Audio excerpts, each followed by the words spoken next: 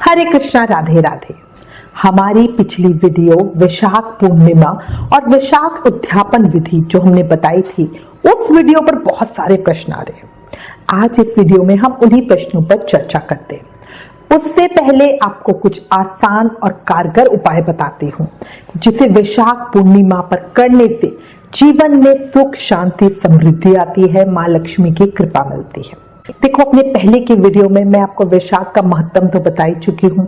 पिछली वीडियो में ये भी बताया था कि वैशाख महीना बहुत महत्वकारी है और उतना ही पुण्यदायी एक अकेली वैशाख पूर्णिमा की तिथि है। वैशाख पूर्णिमा बड़ी पूर्णिमा में से है, ठीक है। इसलिए वैशाख पूर्णिमा, जिसे बुध पूर्णिमा भी कहते हैं, इस दिन अपार धन की प्राप्ति के लिए सुबह उठकर पीपल के पेड़ के सामने कुछ मीठा चढ़ाकर जल अर्पित करें। इस दिन धन और वैभव की प्राप्ति के लिए पीपल के पेड़ के नीचे घी का दीपक जलाएं और साथ ही घर में माता लक्ष्मी और भगवान विष्णु की पूजा जरूर करें। जिन्होंने पूरे वैशाख में पीपल की पूजा की है, वो तो वैशाख पूर्णिमा पर पीपल की स्पेशल पूजा करेंगे ही, पर जिन लोगों ने वैशाख में पूरे महीने कुछ नहीं किया है, वो कम से कम वैशाख पूर्णिमा के महत्व का फायदा उठाएं और इस पे जरूर करें।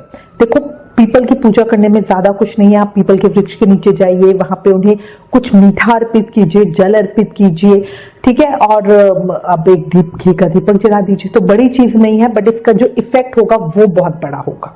कई हमारे पास कमेंट आते हैं कि कपल्स के बीच में बहुत मतभेद रहता है, ठीक है।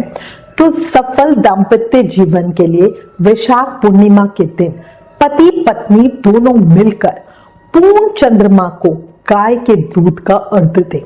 जो रात में हम जल से अर्घ देना बताते हैं, उसकी जगह दूध से अर्घ दे। इससे दाम्पत्य जीवन में मधुरता आएगी।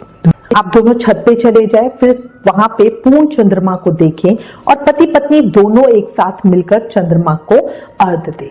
अच्छा, एक और अगला बहुत फलकारी बताती हूँ उपाय, माँ लक्ष्मी की कृपा आसानी से कैसे मिल सकती है। आपको करना क्या है, 11 कौड़ियां लेनी है, उसे माँ लक्ष्मी को अपने घर के मंदिर पर ही चढ़ाना है, ठीक है। चढ़ाने से पहले उन कौड़ियों पर हल्दी से तिलक करें।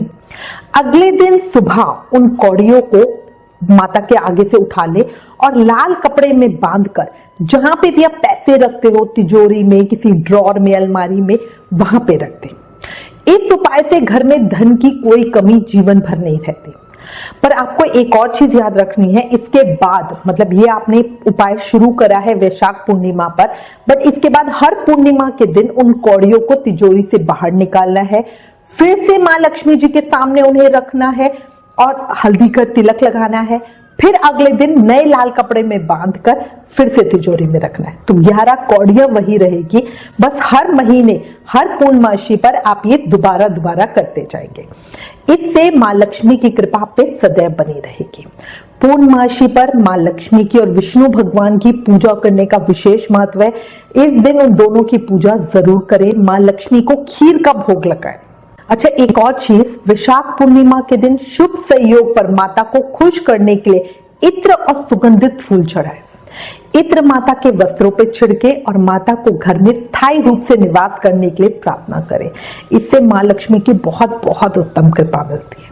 देखो, बहुत आसान उपाय है। ये नहीं कि लॉकडाउन चल रहा है तो हमारे पास सामान नहीं है, कुछ स्पेशल नहीं लाना है। आप इनको बहुत आसानी से कर सकते हो, ठीक है। अब ये तो हो गए कुछ उपाय जिससे जीवन में धन की कमी दूर होगी और माँ लक्ष्मी की कृपा बनी रहेगी। अब हम कुछ भक्तों के प्रश्नों की चर्चा करते हैं, ठीक है। पहला प्रश्न आया है, जो चीजें बताई हैं वो कितनी कितनी चीजें दान करनी। देखो, मैं पहले भी बता चुकी हूँ, कितना सामान दान करना है ये हर साधक की अपनी मर्जी, अपनी सामर्थ होती है, ठीक है। कभी भी शास्त्रों में ऐसा नहीं लिखना कि आपको 15 किलो ही करना है। 15 किलो की हो सकता है मेरी सामर्थ ना हो, ठीक है ना, क्योंकि हर किसी की फाइनेंशियल रिक्वायरमेंट तो अलग अलग होती है, इसलिए ये हर व्यक्ति के लिए अलग है। अब कुछ लोग कहते हैं कि इतना दान हम नहीं कर सकते, तो देखो, जितना कर सकते हो उतना कर लो। बिल्कुल भी नहीं कर सकते हो तो तन से सेवा कर लो। जो कर सकते हैं उनको दान करने के लिए हेल्प कर दो। कई है ना, बड़े बड़े सेठ लोग ऐसे होते हैं जो दान तो करना चाहते हैं, उनके पास पैसा होता है बट समय नहीं होता, तो आप उनको हेल्प करो, है ना। किसी को दान करने में मदद करोगे, वो भी बहुत बड़ी सेवा होती है। नाम प्रचार की सेवा कर सकते हो, ठीक है। आप कुछ नहीं कर सकते, घर में बैठ के भगवान का ध्यान तो कर सकते हो, उनका नाम जाप तो कर सकते हो, पाठ तो कर सकते हो, विष्णु सहस्त्र नाम का पाठ करो, भागवत पढ़ लो, ये भी सेवा होती है, ठीक है। इसका भी बहुत उत्तम फल मिलता है। एक और चीज याद रखना, 10 किलो आटा दान भी अन्नदान है और 1 किलो आटा दान भी अन्नदान है। ये हमारी नीयत पर निर्भर करता है और हमारी सामर्थ्य पर निर्भर करता है, हमारे घर के बजट पे, पॉकेट पे निर्भर करता है कि हम कितना करें। बाकी ठाकुर जी जानते हैं कि उन्होंने हमें कितना सक्षम बनाया है और हम क्या कर रहे हैं, ठीक है, उनसे कुछ नहीं छुपा। अच्छा, अब अगला प्रश्न, बहुत कॉमन प्रश्न पूछा जा रहा है कि दान क्या सिर्फ ब्राह्मण को ही करें। देखो, वैशाख महत्व हमने सुना, ठीक है, उसमें ब्राह्मण को दान करने का महत्व बताया। तो अब एक चीज समझ लो, दान 2 तरह के होते हैं। पहला दान होता है किसी के निमित्त, मतलब जैसे आप यमराज के निमित्त दान कर रहे हैं, भगवान विष्णु के निमित्त दान कर रहे हैं, पितरों के निमित्त कुछ देना चाहते हैं, तो वो सारी चीजें आप ब्राह्मण को ही दोगे, क्योंकि भगवान ने स्वयं ब्राह्मण को अपना अधिकारी बनाया है। ब्राह्मण के द्वारा ही चीज उन तक पहुंच सकती है जिनके भी निमित्त आप दान कर रहे हो। ऐसा वृतांत हमें स्पष्ट रूप में वैशाख महत्तम, पद्म पुराण और स्कंद पुराण में मिलता है, ठीक है। अब दूसरा दान होता है पुण्य कर्म की इच्छा से किया हुआ दान, मतलब जब हम सिर्फ अच्छी भावना से या सिर्फ कर्म के लिए, अच्छे कर्म के लिए दान करते हैं, मतलब किसी से को कुछ देते हैं, जैसे प्याऊ लगवाते हैं, ये जर्नल है, अच्छा काम है, ठीक है, इससे हमें पुण्य कर्म मिलता है। गरीबों में जल दान करना, फल दान करना, कपड़ा देना या जरूरतमंदों को कुछ सामान देना, ये अच्छे शुभ कर्म में आता है। तो ये आप देखिए आप किस तरह कर रहे हैं। आप चाहे, जैसे हम एकादशी पे जर्नल दान करते हैं, ठीक है, और द्वादशी को अपने व्रत का पारण करते हुए ब्राह्मण को दान करते हैं, तो ये इसका दोनों का फर्क होता है। वैशाख पूर्णिमा को यमराज के निमित्त निकाला सामान और भगवान विष्णु के निमित्त निकाला सामान सब हम ब्राह्मण को देंगे। ये जरूरी नहीं कि सारा सामान एक ही ब्राह्मण को दो, अगर आप चाहो तो 2-4 ब्राह्मणों के बीच में सारे सामान को बांट सकते हो।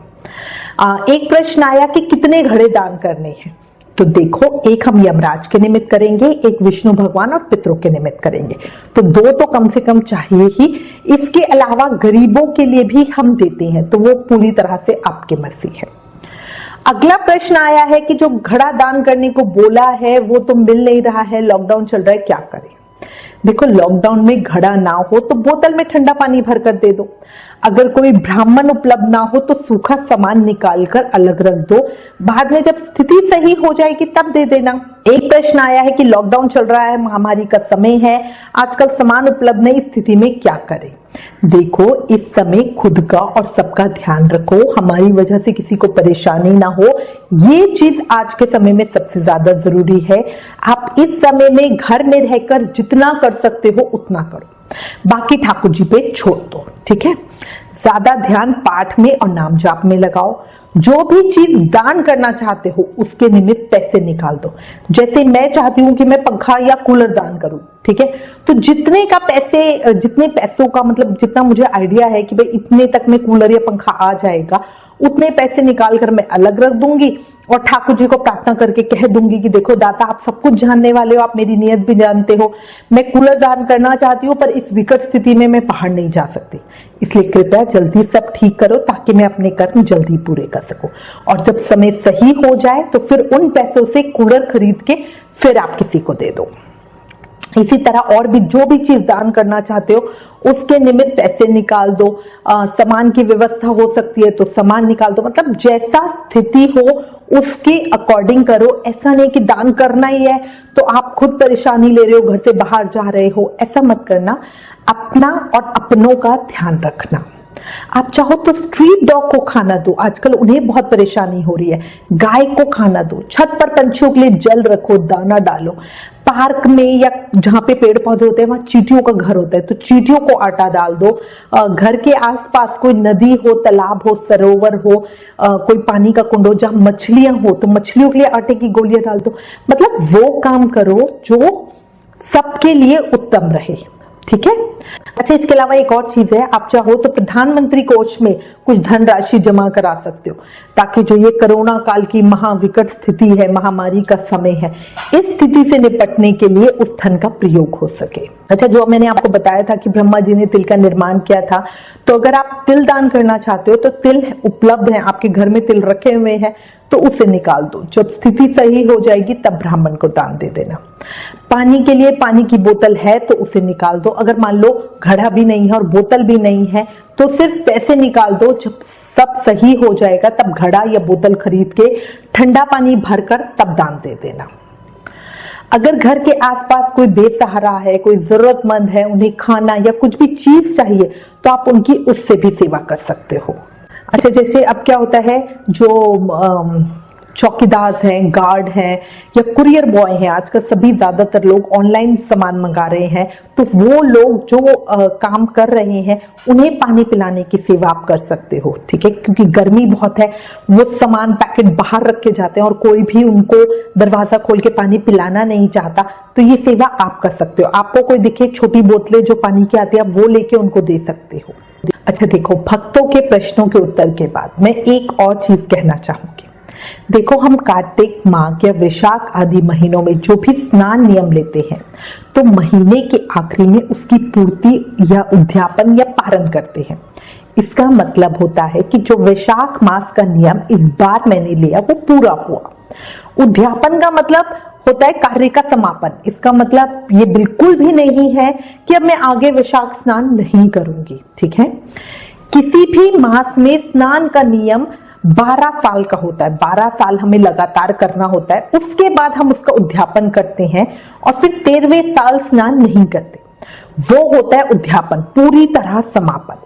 पर अभी जो ये दान यज्ञ हम कर रहे हैं वो हम पूर्ति के लिए कर रहे हैं। ठीक है, तो ये बहुत सारे लोगों को कंफ्यूजन हो रही है, तो इसलिए मैंने कहा मैं इस चीज को क्लियर कर देती हूँ। मैं उम्मीद करती हूँ इस वीडियो में दी गई जानकारी आपके लिए उपयोगी होगी। इससे रिलेटेड आपके पास कोई भी कमेंट्स या सजेशन है तो प्लीज हमें लिखें। ज्ञान बांटने से बढ़ता है, इसलिए इस वीडियो को ज्यादा से ज्यादा शेयर करें। आप हमें फेसबुक और इंस्टाग्राम पर भी जरूर फॉलो करें। Please like, share and subscribe. Thank you. Hare Krishna.